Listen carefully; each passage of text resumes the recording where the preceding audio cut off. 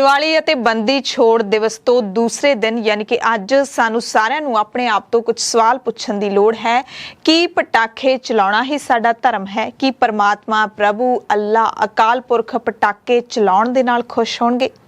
सत श्री अकाल जी दा खालस टीवी देखने वाले देश दुनिया के सारे सारे दर्शकों का बहुत बहुत स्वागत है। खास रिपोर्ट के नाल मैं हरशरण कौर।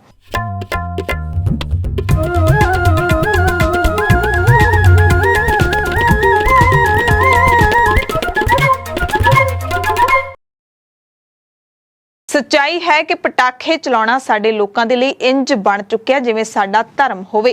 सानू लगदा है कि जे असीं पटाखे नहीं चलावांगे तां साडे गुआंढी शायद की कहणगे, साडे दोस्त रिश्तेदार मित्र की कहणगे। जे असीं पटाखे चलाउंदिआं दा जिहड़ा फोटो है वो अपलोड नहीं करांगे तां शायद साडी कोई शान है जिहड़ी ओहदे च फर्क पै जाऊगा। सो पहला बंदी छोड़ दिवस मनाउण वाले सिख भाईचारे दा जिक्र करांगे। चौथे पातशाह श्री गुरु रामदास साहिब जी दे गुरपुरब ते इस वारी यानी कि 2022 दा गुरपुरब है 10 ते 11 अक्तूबर की दरमियानी रात नूं शांति ते रूहानियत दा नज़ारा पटाखियां ते धुएं ने पूरा भंग कीता। ਅਸੀਂ खुद ਉੱਥੇ बैठ के महसूस किया। सिख संगत ਦੀਆਂ ਅੱਖਾਂ ਦੇ ਵਿੱਚ ਵੀ ਪਟਾਕਿਆਂ ਦੀ ਸਵਾਹ ਡਿੱਗਦੀ ਦਿਖੀ। ਸਰੋਵਰ ਦੇ ਵਿੱਚ ਵੀ ਉਹਨਾਂ ਪਟਾਕਿਆਂ ਦੀ ਸਵਾਹ ਡਿੱਗਦੀ ਦਿਖੀ ਤੇ ਉਸ ਸਰੋਵਰ ਦੇ ਵਿੱਚੋਂ ਸੰਗਤ ਅੰਮ੍ਰਿਤ ਦਾ ਜਲ ਲੈ ਕੇ ਜਾਂਦੀ ਹੈ। एक वीर दे पटाखे चलाउंदे समय सट भी लगी जिसनूं हस्पताल दाखिल करवाया गया यानी कि जख्मी होया एक नौजवान। उस दिन दी उस रात की गल कर रहे हैं। गुरमत ते मनमत जे इहनूं समझण दी कोशिश करिए। गुरमत दा शब्दी अर्थ है वो इंसान जिहड़ा गुरु दी मत नूं लैके अपना जीवन जिउंदा है ते मन मत जिहड़ा अपनी मत दे हिसाब नाल जीवन जिउंदा है। गुरु साहब दा स्पष्ट उपदेश है सारिआं दे लई, सारी मनुखता दे लई। पवन गुरु, पानी पिता, माता धरत महत। यानी कि हवा नूं गुरु कहा गुरु साहब ने, पानी नूं पिता कहा, धरती नूं माता दा दर्जा दिता। ते साडे सामने बड़ा तिखा सवाल है कि असीं इन्हां कुदरती सोमिਆਂ ਨੂੰ किन्ना क सांभिया है। असीं अपने गुरु दी बाणी है जिहड़ी उस नूं किन्ना क अपने मन च वसाया जां गुरु दी बाणी नूं, गुरु दी गल नूं असीं किन्ना क सुणिया जां कह लईए कि जिन्हां नूं गुरु साहिब ने साडे गुरु माता ते पिता दा दर्जा दिता है उन्हां गुरु माता ते पिता दा असीं किन्ना क सत्कार करदे हां। असीं तां उन्हां नूं दूषित करी जांदे हां। ते इसे महीने लंघे प्रकाश पुरब तो बाद कल लंघे बंदी छोड़ दिवस की गल कर लईए तो उही कुछ देखण नूं मिलिआ। 1 लाख देसी घिओ दे दीवे बाल के नवां रिकॉर्ड कायम किया गया। दीवे बालना कोई माड़ी गल नहीं है। पुराने जमानिਆਂ ਦੇ ਵਿੱਚ ਜਦੋਂ देसी घिओ ਦੇ ਜਾਂ ਫਿਰ ਕਿਸੇ ਵੱਖ-ਵੱਖ ਪ੍ਰਕਾਰ ਦੇ ਤੇਲਾਂ ਦੇ ਦੀਵੇ ਬਾਲੇ ਜਾਂਦੇ ਸਨ ਤਾਂ ਉਹਨਾਂ ਦਾ ਮਕਸਦ ਹੁੰਦਾ ਸੀ ਵਾਤਾਵਰਣ ਨੂੰ ਸ਼ੁੱਧ ਕਰਨਾ, ਕੀੜੇ ਮਕੌੜੇ ਨੇ ਜਿਹੜੇ ਉਹਨਾਂ ਨੂੰ ਆਪਣੇ ਘਰ ਦੇ ਵਿੱਚੋਂ ਦੂਰ ਕਰਨਾ। खैर ऐतकी पहला दे नालों भावें घट समा पर आतिशबाजी ऐतकी भी की गई है रूहानियत दे सोमे चो। उसे रूहानियत दे सोमे च आवाज़ां गूंज रही होंदियां ने दीवाली दी रात दीवे बालीअन, जिसका भाव है कि दिवाली दी रात नूं दीवे बाले जांदे ने पर दीवे कुछ समय बाद बुझ जांदे ने। पूरी रात भी नहीं ये जगदे, कुछ क समय बाद कोई घंटा जगदा है, कोई 1.5 घंटा, कोई अद्धे घंटे बाद ही बुझ जांदा है। ते ये जिहड़ा सारा शब्द है उस दे अखीर दे विच जिहड़ी तुक आउंदी है उस नूं शायद साडे विचों कोई भी नहीं सुनदा। गुरमुख सुख फल दात शब्द समालियन यानी कि गुरमुखां नूं आत्म आनंद सुख फल दी दात प्राप्त हुंदी है जां होई है क्योंकि गुरु दे शब्द नूं याद रखदे ने। इत्थे फिर सवाल उठदे ने कि तुहानूं भी इंच महसूस नहीं हुंदा कि गुरु सानूं कुछ होर कह रिहा है ते असीं कुछ होर कर रहे हां? कि तुहानूं नहीं लगदा कि पटाखिਆਂ ਦੇ ਨਾਲ खुशी ਜ਼ਾਹਿਰ ਕਰਨ ਦਾ ਤਰੀਕਾ ਉਸ ਗੁਰੂ ਦੇ ਲਈ ਕੁਝ ਵੀ ਮਾਇਨੇ ਨਹੀਂ ਰੱਖਦਾ ਤੇ ਉਸੇ ਗੁਰੂ ਦੇ ਦਰ ਦੇ ਉੱਤੇ ਅਸੀਂ ਪਟਾਕੇ ਸਾੜ ਕੇ ਪਵਨ ਪਾਣੀ ਤੇ पिता नूं रज के दूषित कर रहे हैं। कि तुहानूं नहीं लगदा? खैर 24 अक्तूबर की रात नूं दिवाली ते बंदी छोड़ दिवस मौके जो असीं लोकां ने शोर ते हवा प्रदूषण किया यही कहांगे रहे रब दा ना। हवा की गुणवत्ता का पद्धर बहुत ही थल्ले डिग गया।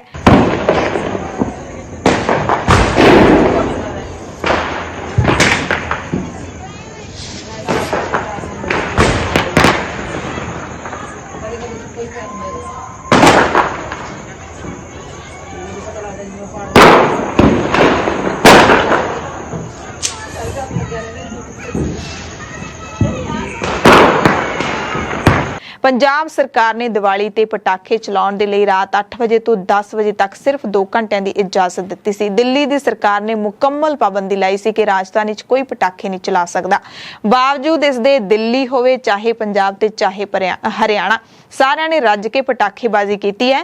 पंजाब हरियाणा समेत दिल्ली दे विच हवा दा मियार खराब जां फिर बहुत खराब हद तक पहुंच गया।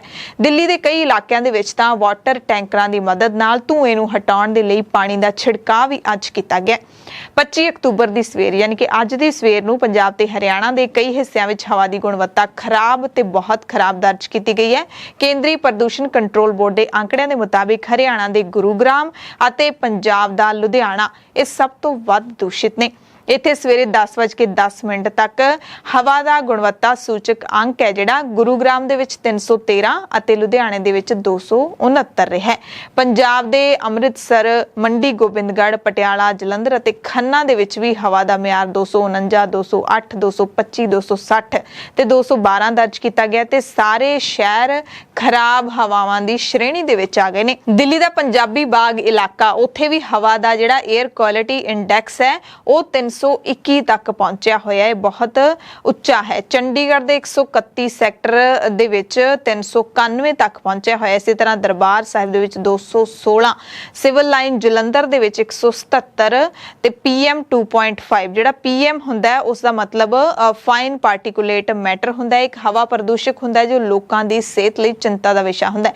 ਲੁਧਿਆਣਾ ਦੀ ਖੇਤੀਬਾੜੀ ਯੂਨੀਵਰਸਿਟੀ ਦੇ ਵਿੱਚ ਵੀ ਗੁਣਵੱਤਾ ਅੰਕ ਹੈ ਜਿਹੜਾ ਹਵਾ ਦਾ ਉਹ 211 ਮਾਪਿਆ ਗਿਆ ਹੈ। ਸੋ ਇਹ ਸਾਰਾ ਜਿਹੜਾ ਡੇਟਾ ਉਹ ਸੀ ਸੈਂਟਰਲ ਪੋਲਿਊਸ਼ਨ ਕੰਟਰੋਲ ਬੋਰਡ ਤੋਂ ਲਿਆ ਹੈ। ਤੇ ਜਦੋਂ ਪਟਾਖੇਬਾਜ਼ੀ ਹੁੰਦੀ ਹੈ ਉਹ ਤੋਂ ਪ੍ਰਦੂਸ਼ਣ ਹੁੰਦਾ ਹੈ, ਉਹਦੇ ਨਾਲ ਸਾਨੂੰ ਨੁਕਸਾਨ ਕੀ ਹੁੰਦਾ, ਸਾਡੀ ਸਿਹਤ ਤੇ ਅਸਰ ਕੀ ਹੁੰਦਾ। ਸਾਰੇ ਜਾਣਦੇ ਨੇ ਕਿ ਫੇਫੜਿਆਂ ਦੇ ਉੱਤੇ ਅਸਰ ਕਰਦਾ ਜਿਹੜਾ ਵੀ ਧੂਆਂ ਹੁੰਦਾ ਹੈ। ਜਿਹੜੇ ਲੋਕ ਸਿਗਰਟ ਨੋਸ਼ੀ ਕਰਦੇ ਨੇ ਧੂਆਂ ਆਪਣੇ ਅੰਦਰ ਖਿੱਚ ਕੇ ਲੈ ਕੇ ਜਾਂਦੇ ਨੇ, ਫਿਰ ਉਸ ਧੂਏ ਨੂੰ ਬਾਹਰ ਸੁੱਟਦੇ ਨੇ, ਵਾਤਾਵਰਨ ਨੂੰ ਤਾਂ ਪ੍ਰਦੂਸ਼ਿਤ ਕਰਦੇ ਹੀ ਕਰਦੇ ਨੇ, ਅੰਦਰ ਉਹਨਾਂ ਦੇ ਫੇਫੜੇ ਵੀ ਗਲ ਜਾਂਦੇ ਨੇ। ਉਸੇ ਤਰ੍ਹਾਂ ਜਿਹੜੇ ਪਟਾਖਿਆਂ ਦੇ ਪ੍ਰਦੂਸ਼ਣ ਦੇ ਕਣ ਸਾਡੇ ਅੰਦਰ ਜਾਂਦੇ ਨੇ, ਨੱਕ ਰਾਹੀਂ ਜਾਂਦੇ ਨੇ ਜਾਂ ਮੂੰਹ ਰਾਹੀਂ ਜਾਂਦੇ ਨੇ, ਇਹ ਸਾਡੇ ਫੇਫੜਿਆਂ ਤੱਕ ਪਹੁੰਚਦੇ ਨੇ। ਬਰੀਕ ਕਣਾਂ ਦੇ ਸੰਪਰਕ ਵਿੱਚ ਆਉਣ ਨਾਲ ਥੋੜੇ ਸਮੇਂ ਦੇ ਸਿਹਤ ਪ੍ਰਭਾਵ ਜਿਹੜੇ ਅੱਖ, ਨੱਕ, ਗਲੇ ਅਤੇ ਫੇਫੜਿਆਂ ਦੇ ਵਿੱਚ ਜਲਣ ਹੁੰਦੀ ਹੈ, ਖੰਘ, ਛਿੱਕ, ਵਗਦਾ ਨੱਕ ਅਤੇ ਸਾਹ ਚੜਨ ਵਰਗੀਆਂ ਸਮੱਸਿਆਵਾਂ ਆਉਂਦੀਆਂ ਨੇ। ਤੁਸੀਂ ਆਪਣੇ ਘਰ ਵਿੱਚ ਹੀ ਦੇਖ ਲਿਆ ਹੋਣਾ ਜਾਂ ਫਿਰ ਆਪਣੇ ਆਲੇ ਦੁਆਲੇ ਦੇਖਿਆ ਹੋਣਾ ਕਿ ਰਾਤ ਦੀਵਾਲੀ ਵਾਲੀ ਰਾਤ ਤੋਂ ਬਾਅਦ ਕਿੰਨੇ ਜਣਿਆਂ ਨੂੰ ਤੁਹਾਡੇ ਘਰ ਦੇ ਵਿੱਚ ਜ਼ੁਕਾਮ ਹੋ ਗਿਆ, ਖੰਘ ਹੋ ਗਈ ਹੈ, ਕਿਸੇ ਨੂੰ ਬੁਖਾਰ ਵੀ ਹੋ ਗਿਆ ਹੋਣਾ। ਸੋ ਇਹ ਹਵਾ ਦਾ ਜਿਹੜਾ ਅਸਰ ਹੈ, ਪ੍ਰਦੂਸ਼ਿਤ ਹਵਾ ਦਾ ਅਸਰ ਹੈ ਜਿਹੜਾ ਅਸੀਂ ਖੁਦ ਹੀ ਪ੍ਰਦੂਸ਼ਿਤ ਕਰਦੇ ਹਾਂ, ਹਵਾ ਨੂੰ ਅਸੀਂ ਖੁਦ ਹੀ ਪ੍ਰਦੂਸ਼ਿਤ ਕਰਦੇ ਹਾਂ।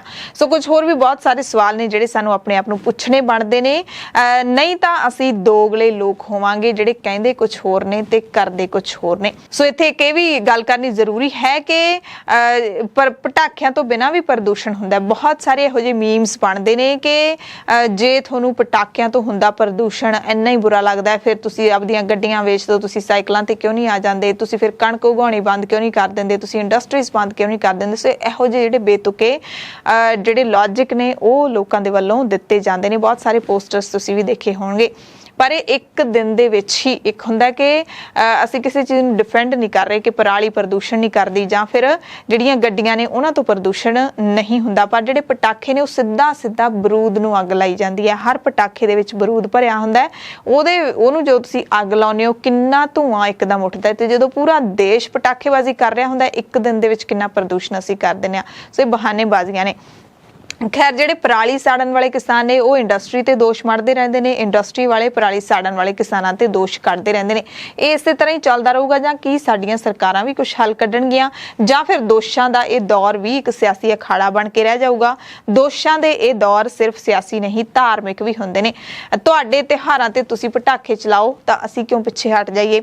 ਦੀਵਾਲੀ ਦੇ ਉੱਤੇ ਤੁਸੀਂ ਚਲਾਉਨੇ ਹੋ ਤੇ ਅਸੀਂ ਬੰਦੀ ਛੋੜ ਦਿਵਸ ਤੇ ਚਲਾਵਾਂਗੇ, ਅਸੀਂ ਫਿਰ ਬਾਬੇ ਨਾਨਕ ਦੇ ਗੁਰੂ ਨਾਨਕ ਸਾਹਿਬ ਪਾਤਸ਼ਾਹ ਦੇ ਗੁਰਪੁਰਬ ਤੇ ਵੀ ਚਲਾਵਾਂਗੇ। ਧਰਮ ਇਨਸਾਨ ਨੂੰ ਸਮਝਣ ਦੇ ਲਈ, ਕੁਦਰਤ ਨੂੰ ਪਿਆਰ ਕਰਨ ਦੇ ਗੁਣ ਸਿਖਾਉਂਦਾ ਹੈ। ਕਿਤੇ ਅਸੀਂ ਧਰਮ ਦੇ ਨਾਮ ਤੇ ਆਪਣੇ ਕੁਦਰਤੀ ਸੋਮੇ ਗੰਦੇ ਤਾਂ ਨਹੀਂ ਕਰ ਰਹੇ। ਜਿਨ੍ਹਾਂ ਲੋਕਾਂ ਨੂੰ ਅਤੇ ਜੀਵ ਜੰਤੂਆਂ ਨੂੰ ਇਹਨਾਂ ਪਟਾਖਿਆਂ ਕਰਕੇ ਨੁਕਸਾਨ ਹੁੰਦਾ ਉਹਨਾਂ ਬਾਰੇ ਅਸੀਂ ਸੋਚਣਾ ਹੀ ਛੱਡ ਦਿੰਦੇ ਹਾਂ। ਦੀਵਾਲੀ ਵਾਲੇ ਦਿਨ ਜੇ ਤੁਸੀਂ ਵੀ ਜਿੰਨੇ ਵੀ ਸੁਣਦੇ ਹੋ, ਜੇ ਤੁਸੀਂ ਪਟਾਖੇ ਚਲਾਉਂਦੇ ਹੋ, ਤੁਸੀਂ ਦੇਖਿਓ ਕਿ ਕੁੱਤੇ, ਬਿੱਲੀਆਂ, ਜਿੰਨੇ ਵੀ ਜਨੌਰ ਹੁੰਦੇ ਨੇ ਉਹ ਅੰਦਰ ਸਹਿਮ ਕੇ ਦੁਬਕ ਕੇ ਬਹਿ ਜਾਂਦੇ ਨੇ, ਬਾਹਰ ਨਹੀਂ ਨਿਕਲਦੇ। ਉਹਨਾਂ ਨੂੰ ਪਤਾ ਨਹੀਂ ਲੱਗ ਰਿਹਾ ਹੁੰਦਾ ਕਿ ਇੰਨਾ ਸ਼ੋਰ ਸ਼ਰਾਬਾ ਕਿਉਂ ਹੋ ਰਿਹਾ ਹੈ। ਜਿਹੜੇ ਆਵਾਰਾ ਕੁੱਤੇ ਹੁੰਦੇ ਨੇ, ਗਲੀਆਂ ਦੇ ਵਿੱਚ ਘੁੰਮਦੇ ਕੁੱਤੇ ਹੁੰਦੇ ਨੇ, ਉਹ ਵੀ ਕਿਤੇ ਨਹੀਂ ਦਿਖਦੇ। ਜਿਹੜੇ ਵੀ ਆਵਾਰਾ ਪਸ਼ੂ ਹੁੰਦੇ ਨੇ ਉਹ ਬਿਲਕੁਲ ਨਹੀਂ ਦਿਖਦੇ। ਛੋਟੇ ਛੋਟੇ ਬੱਚੇ ਇੰਨੇ ਕੁ ਸਹਿਮ ਜਾਂਦੇ ਨੇ ਕਿ ਅਸੀਂ ਸੋਚ ਵੀ ਨਹੀਂ ਸਕਦੇ, ਹੱਸਣ ਲੱਗ ਜਾਂਦੇ ਦੇਖ ਕੇ ਕਿ ਡਰ ਰਿਹਾ ਪਟਾਖਿਆਂ ਤੋਂ।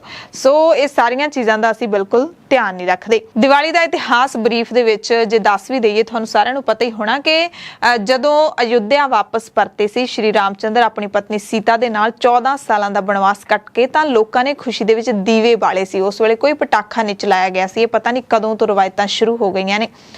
ਹਨੇਰੇ ਉੱਤੇ ਚਾਨਣ ਦੀ ਜਿੱਤ, ਬੁਰਾਈ ਤੇ ਚੰਗਿਆਈ ਦੀ ਜਿੱਤ, ਅਗਿਆਨਤਾ ਉੱਤੇ ਗਿਆਨ ਦੀ ਜਿੱਤ ਦਾ ਪ੍ਰਤੀਕ ਇਹ ਤਿਉਹਾਰ ਮੰਨਿਆ ਜਾਂਦਾ ਸੀ ਦੀਵਾਲੀ। ਕੀ ਇਹ ਕਿਤੇ ਪਟਾਖਿਆਂ ਦੇ ਧੂਏ ਵਿੱਚ ਧੁੰਦਲਾ ਤਾਂ ਨਹੀਂ ਹੋ ਗਿਆ? ਤੇ ਇਹਨਾਂ ਪਟਾਖਿਆਂ ਦੇ ਚਲਾਉਣ ਕਰਕੇ ਅੱਜ 25 ਤਰੀਕ ਨੂੰ ਬਹੁਤ ਸਾਰੇ ਲੋਕ ਆਪਣੀਆਂ ਅੱਖਾਂ ਦੀ ਰੌਸ਼ਨੀ ਗਵਾ ਬੈਠੇ ਨੇ। ਕੀ ਉਹਨਾਂ ਦੇ ਲਈ ਇਹ ਤਿਉਹਾਰ ਰੌਸ਼ਨੀਆਂ ਦਾ ਮੰਨਿਆ ਜਾਊਗਾ ਜਿਸ ਨੇ ਉਹਨਾਂ ਦੀ ਜ਼ਿੰਦਗੀ ਦੇ ਵਿੱਚ ਹੀ ਹਨੇਰਾ ਕਰ ਦਿੱਤਾ? ਕਿ ਅਸੀਂ ਗਿਆਨ ਦੀ ਜਿੱਤ ਨੂੰ ਇਸ ਤਰੀਕੇ ਦੇ ਨਾਲ ਮਨਾਉਣਾ ਚਾਹੁੰਦੇ ਹਾਂ? ਸੋ ਇਹ ਜਿਹੜੀ ਮਾਨਸਿਕਤਾ ਹੈ ਕਿ ਤੁਸੀਂ ਆਪਣੇ ਤਿਉਹਾਰਾਂ ਤੇ ਪਟਾਖੇ ਚਲਾਓ, ਅਸੀਂ ਨਾ ਚਲਾਈਏ, ਇਹ ਕਿਵੇਂ ਹੋ ਸਕਦਾ ਹੈ? ਇਹ ਮਾਨਸਿਕਤਾ ਨੂੰ ਵਰਤ ਕੇ ਕਦੋਂ ਤੱਕ ਅਸੀਂ ਇਸ ਖੂਬਸੂਰਤ ਧਰਤੀ ਦਾ ਨੁਕਸਾਨ ਕਰਦੇ ਰਹਾਂਗੇ? ਇਹ ਸਵਾਲ ਹੈ ਸਾਡੇ ਸਾਰਿਆਂ ਨੂੰ।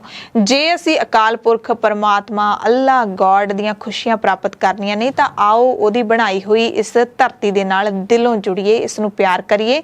ਤਿਉਹਾਰਾਂ ਦਾ ਰੰਗ ਢੰਗ ਜਿਹੜਾ ਹੁੰਦਾ ਸੀ, ਫੁੱਲਾਂ ਦੇ ਨਾਲ ਤਿਉਹਾਰ ਮਨਾਏ ਜਾਂਦੇ ਸੀ, ਰੰਗਾਂ ਦੇ ਨਾਲ ਤਿਉਹਾਰ ਮਨਾਏ ਜਾਂਦੇ ਸੀ, ਦੀਵੇ ਬਾਲ ਕੇ ਰੌਸ਼ਨੀਆਂ ਕਰਕੇ ਤਿਉਹਾਰ ਮਨਾਏ ਜਾਂਦੇ ਸੀ, ਉਹ ਜਿਹੇ ਹੀ ਅਸੀਂ ਮਨਾਉਣ ਦੀ ਪਿਰਤ ਹੈ ਜਿਹੜੀ ਉਸ ਨੂੰ ਮੋੜ ਕੇ ਲਿਆਈਏ ਤੇ ਉਸੇ ਨੂੰ ਚਾਲੂ ਰੱਖੀਏ।